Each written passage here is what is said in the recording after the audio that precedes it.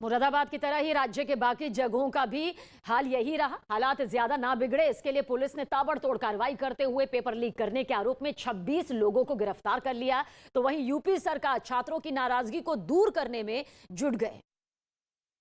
इसके लिए सबसे पहले राज्य के मुख्यमंत्री योगी आदित्यनाथ की तरफ से बयान आया। बीटीसी टीईटी का टेस्ट था, एक गिरोह कहीं से उसने पेपर लीक किया, हमने कहा पूरे पेपर को अभी निरस्त करो।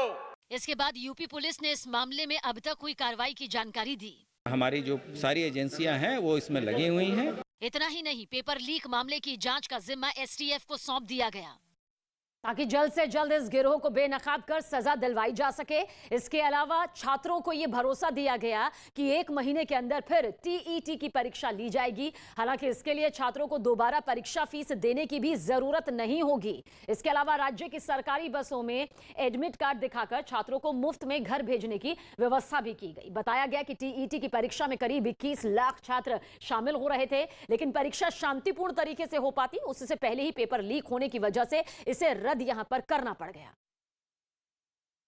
जिसका असर उत्तर प्रदेश के चुनावी माहौल पर भी कुछ इस तरह से देखने को मिला। विपक्ष ने इस मुद्दे पर यूपी सरकार के खिलाफ मोर्चा खोल दिया और कांग्रेस के कुछ नेताओं ने हमला बोल दिया। प्रियंका गांधी ने ट्वीट कर इसे भ्रष्टाचार से जोड़ते हुए बीजेपी सरकार को निशाने पर लिया।